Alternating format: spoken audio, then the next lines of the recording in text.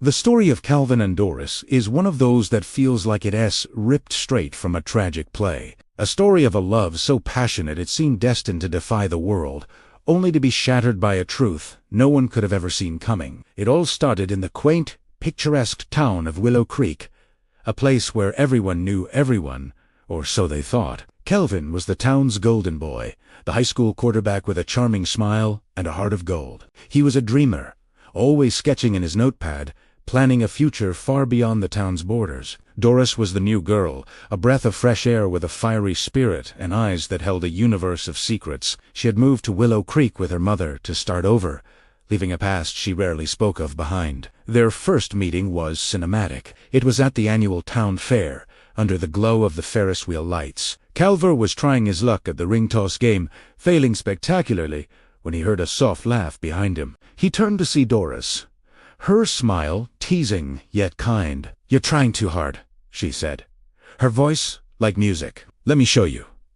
She took a ring, and with a flick of her wrist, it landed perfectly over the bottleneck. Calvin was instantly mesmerized. They spent the rest of the evening together, talking as if they had known each other for years. There was an undeniable spark, a magnetic pull that neither of them could ignore. It was the beginning of a whirlwind romance. Their love story blossomed beautifully. They were inseparable. They'd take long drives in Calvin's old pickup truck, exploring hidden roads and sharing their deepest dreams. Calvin showed her his sketches of buildings and cities he wanted to design. Doris told him about her love for classic literature and her desire to travel the world. They supported each other unconditionally. When Calvin's confidence wavered before the championship game, Doris was there on the sidelines, her belief in him unwavering. When Doris felt the shadows of her past creeping in, Calvin's steady presence was her anchor. Their love was the talk of the town, a picture-perfect romance that everyone admired. They were Calvin and Doris, a single entity, their futures intertwined. They planned everything. College together, an apartment in the city, a life built on their shared dreams. The storm clouds gathered subtly at first. It started during a visit from Calvin's grandmother for his 18th birthday. She was a woman who held the family history in her memories, a living archive of generations. As the family gathered, Doris's mother came to pick her up. Calvin's grandmother and Doris's mother locked eyes across the room, and a flicker of recognition, followed by a wave of disbelief and shock, passed between them. The air grew thick with unspoken words. They exchanged a few quiet, tense pleasantries, but the warmth of the celebration had vanished. Calvin and Doris noticed the shift, but couldn't understand its source. They brushed it off as an awkward encounter between strangers. But the seed of unease had been planted. Over the next few weeks, Doris's mother became distant and evasive whenever Calvin was mentioned. Calvin's parents, too, started acting strangely, sharing worried glances whenever the young couple was together. The lovers felt the change. The easy, carefree nature of their relationship was replaced by a creeping tension. "Is something wrong with my mom?" Doris would ask. "I don't know. My parents are being weird, too," Calvin would reply, just as confused. They tried to ignore it, to hold on to the love that felt so real and pure. But the invisible wall between their families was growing taller and thicker with each passing day. The breaking point came a month later. It was supposed to be a happy occasion. Calvin and Doris had both received their acceptance letters to the same university. They were ecstatic, ready to celebrate the first step of their shared future. They planned a dinner to tell their parents the good news, hoping it would break the strange tension. They sat at the dinner table, their faces beaming as they made their announcement. But instead of joy, a heavy silence fell over the room. Calvin's father cleared his throat, his face grim. Doris's mother had tears welling in her eyes. It was then that the carefully constructed world of Calvin and Doris began to crumble. Calvin's grandmother, her voice trembling with the weight of her words, finally broke the silence. She began to tell a story, a family secret that had been buried for nearly 2 decades. She spoke of her daughter, Calvin's aunt, who had run away from home as a teenager after a fierce argument. This aunt had a child, a baby girl, but overwhelmed and alone. She had given the baby up for adoption, leaving town and never looking back. The family had searched for years, but the trail went cold. As she spoke, she looked at Doris's mother, who was now openly weeping. The connection was made.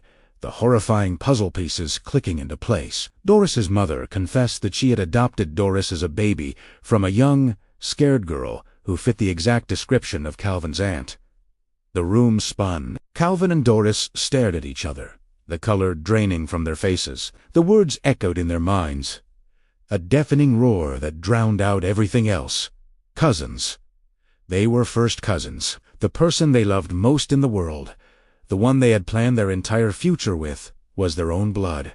The love that had felt so right, so destined, was now a forbidden fruit, tainted by a truth they could never unlearn. The realization was a physical blow, knocking the air from their lungs, shattering their hearts into a million pieces. The aftermath was a wasteland of grief and confusion. Their families, caught between relief at finding a long-lost relative and horror at the situation, were at a loss. They tried to be supportive, but how could they fix something so fundamentally broken? Calvin and Doris were forced apart.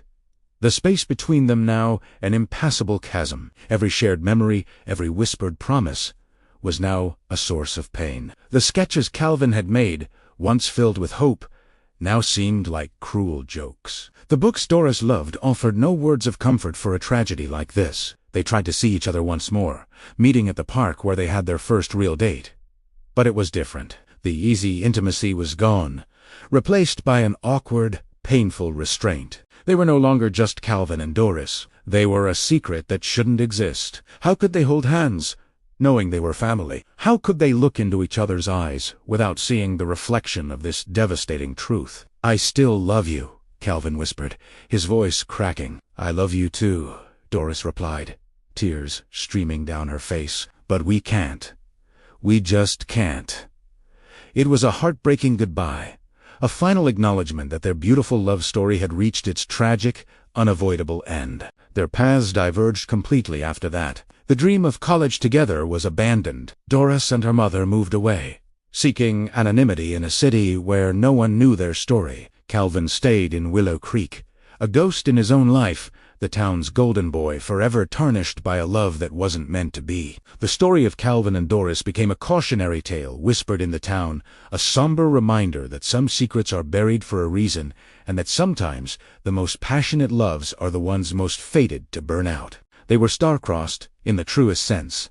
Their love of forbidden fruit they had tasted, only to be exiled from their paradise forever. They would carry the scars of their shared past, two souls forever, linked by a love that was as real as it was impossible. Thank you for watching. If you were moved by this story, please like, share, and subscribe for more content like this. And remember, sometimes life writes the most unbelievable scripts. We'll see you in the next video.